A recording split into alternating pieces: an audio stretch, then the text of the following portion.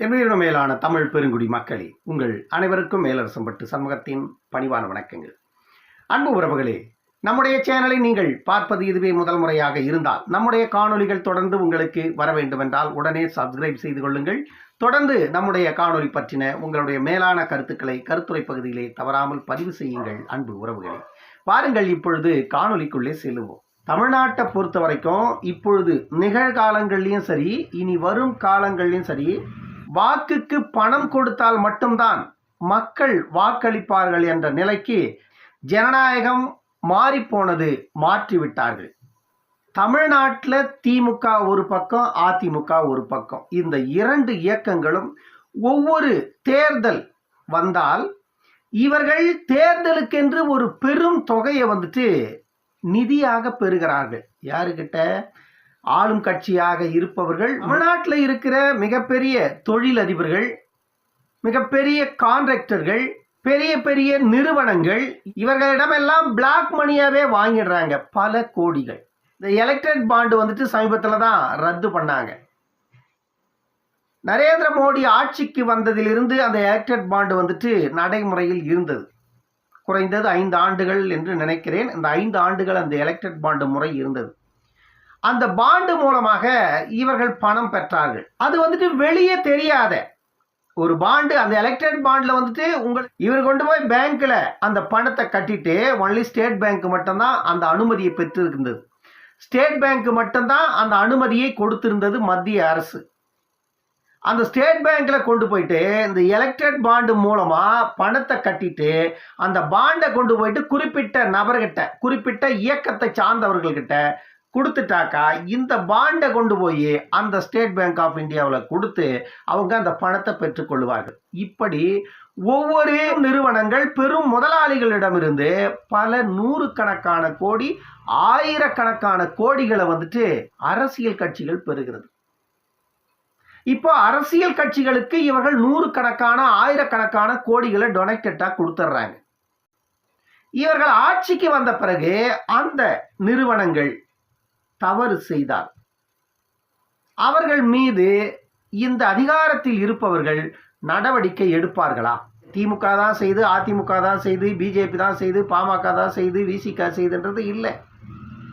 நான் சொல்றது ஜென்ரலாகவே ஒரு குறிப்பிட்ட இயக்கத்திற்கு ஒரு பெரும் முதலாளி ஒரு பல கோடியை கொடுத்துட்றாரு தேர்தல் நிதியாக.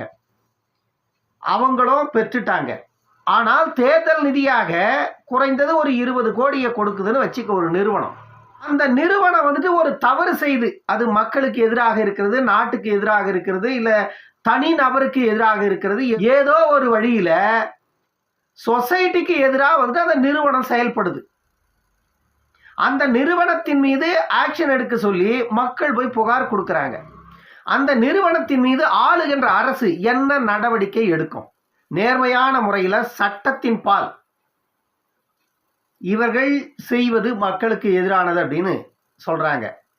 மக்கள் புகார் கொடுத்திருக்கிறாங்க. புகாரில் அந்த புகார் மனுவில் என்ன மேற்கோள் காட்டி இருக்கிறதோ, அதற்கு சட்டத்தில் என்ன வழிமுறைகள் இருக்கிறதோ அதன்படி நடவடிக்கை எடுக்கணும். எடுப்பாங்களா?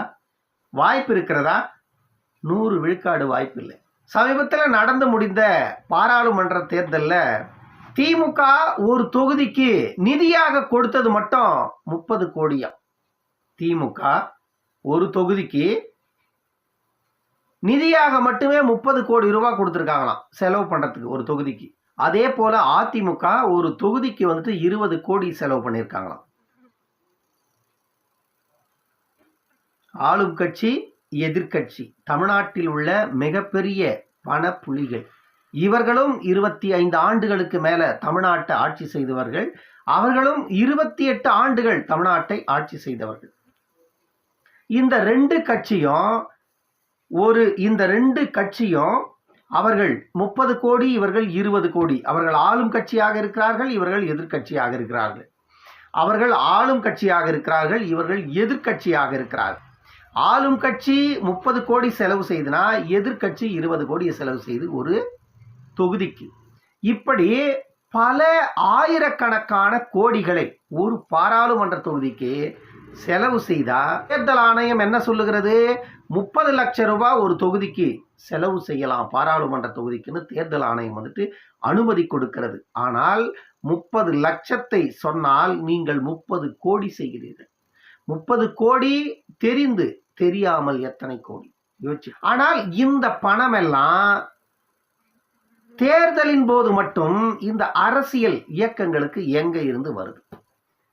திமுக 30 கோடி, அதிமுக 20 கோடி, பாஜக ஒரு தொகுதிக்கு 15 கோடி என்ற அடிப்படையில் டெல்லியில இருந்து 1000 கோடி ரூபாயை வந்துட்டு தமிழகத்திற்கு மட்டும் டெல்லியில இருந்து பிஜேபி அனுப்பி வைத்ததாக சொல்லப்படுகிறது. எவ்வளோ? 1000 கோடி. பிஜேபி போட்டியிட்ட 19 தொகுதிகளில் 8 தொகுதியை வந்துட்டு நம்ம வெற்றி பெற்றே தீரணும் அப்படின்னு அமித்ஷா வந்துட்டு சொல்லி தான் அந்த பணத்தை கொடுத்து அனுப்பிச்சார். அந்த 8 தொகுதிகள் எவை அப்படின்னா ராமநாதபுரம், தென் சென்னை, திருப்பூர், கோவை, மதுரை, வேலூர், நீலகிரி, நெல்லை உள்பட 8 தொகுதிகளை வந்துட்டு பிஜேபி தமிழ்நாட்டில் வென்றே தீர வேண்டும் அப்படின்னு ஒரு தொகுதிக்கு 15 கோடி என்ற அடிப்படையில் டெல்லியில இருந்து 1000 கோடி ரூபாயை வந்துட்டு தமிழ்நாட்டிற்கு அனுப்பி வைத்ததாம் பிஜேபி. ஏனென்றால் தமிழ்நாட்டில் இருக்கின்ற 2 திராவிட கட்சிகளும் களத்தை கெடுத்து வைத்து விட்டார்கள். மற்ற மாநிலங்கள்ல பணம் கொடுத்து வாக்கு கேட்டாலும் போட மாட்டார்கள். ஆனால் தமிழ்நாட்டில் பணம் கொடுத்தால் வாக்கை பெற்றுவிட முடியும் என்ற ஒரு நிலை இருக்கிறது. அதற்கு தக்க நாமும் நம்மை மாற்றிக்கொள்ள வேண்டும் என்ற அடிப்படையில் பாரதிய ஜனதா கட்சியும் திமுக, அதிமுக எந்த ரூட்ல போகுதோ அதே ரூட்ல போய் தான் இந்த மக்களை நாம மடைமாற்ற முடியும்னு அவர்கள் செய்கின்ற அதே வேலையை தமிழ்நாட்டில் பிஜேபியும் செய்திருக்கிறது. 1000 கோடி வந்துட்டு டெல்லியில இருந்து தமிழ்நாட்டில் உள்ள 19 தொகுதிகளுக்கு மட்டும் அனுப்பி வைத்திருக்கிறது பிஜேபி. ஏன்னா பிஜேபி போட்டியிட்ட தொகுதிகள் 19. இந்த 19 தொகுதிகளிலும் 8 தொகுதிகளை நாம் வெற்றி பெற்றே தீர வேண்டும் என்று சொல்லிதான் அமித்ஷா அவர்கள் அந்த 1000 கோடி ரூபாயை வந்துட்டு தமிழ்நாட்டிற்கு அனுப்பி வைத்தார். ஆனால் தமிழ்நாட்டிற்கு வந்த 1000 கோடி எங்க போச்சுன்னு தெரியல. தமிழிசை சவுந்தரராஜன் வந்துட்டு இப்போ ஒரு புகார் கொடுத்திருக்கிறாராம் டெல்லிக்கு. ஏன்னா ஒவ்வொரு பூத்துக்கும் 50,000 தொடங்கி 1.5 லட்சம் வரை கொடுத்திருக்கிறோம். ஆனாலும் பூத் ஏஜென்ட் வந்துட்டு எங்களுக்கு வந்து சேர வேண்டிய எதுவுமே வந்து சேரல அப்படின்னு கட்சியினுடைய மேலிடங்களுக்கு தகவல் கொடுத்திருக்கிறார்களாம். இதற்கு அண்ணாமலை தான் காரணம் என்று தமிழிசை சவுந்தரராஜன் அவர்கள் வந்துட்டு டெல்லிக்கு தகவல் கொடுத்துட்டாராம். இந்த பிரச்சனையை வந்துட்டு அண்ணாமலை தான் கையாண்டு இருக்க வேண்டும் என்று தமிழிசை சவுந்தரராஜன் அவர்கள் கூறுகிறார். காரணம் என்னன்னா, ஒரு கட்சியின் தலைவர் உங்களுக்கு எத்தனை வேலைகள் இருந்தாலும் எல்லா வேலைகளிலும் இது முக்கியமான வேலை. நீங்கள் ஒரு 2 ஆண்டு 3 ஆண்டுகளாக தமிழ்நாட்டின் பாஜகவினுடைய தலைவராக ஒவ்வொரு வீதியாகவும் நீங்கள் எப்படி இறங்கி களப்பணி செய்தீர்களோ அந்த களப்பணியை வெற்றியாக மாற்ற வேண்டும் என்றால் அதற்கான வேலையை செஞ்சாகணும். ஆனால் இதை அண்ணாமலை தான் செய்திருக்க வேண்டும், இதை செய்ய தவறியவர் அண்ணாமலை தான் என்று அண்ணாமலையின் மீது புகார் கொடுத்திருக்கிறாராம் டெல்லி தலைமையிடம் தமிழிசை சவுந்தரராஜன் அவர்கள். ஒவ்வொரு தொகுதிக்கும் குறைந்தது 15 கோடிக்கு மேல அந்த பணம் வந்துட்டு ஒவ்வொரு தொகுதியில் இருக்கிற பூத் ஏஜென்ட் கிட்ட போய் சேர்ந்திருக்கணும். இல்லை என்றால் கட்சி நிர்வாகிகளிடம் போய் சேர்ந்திருக்கணும். இல்லை என்றால் கூட்டணி கட்சியின் நிர்வாகிகளிடம் போய் சேர்ந்திருக்கணும்.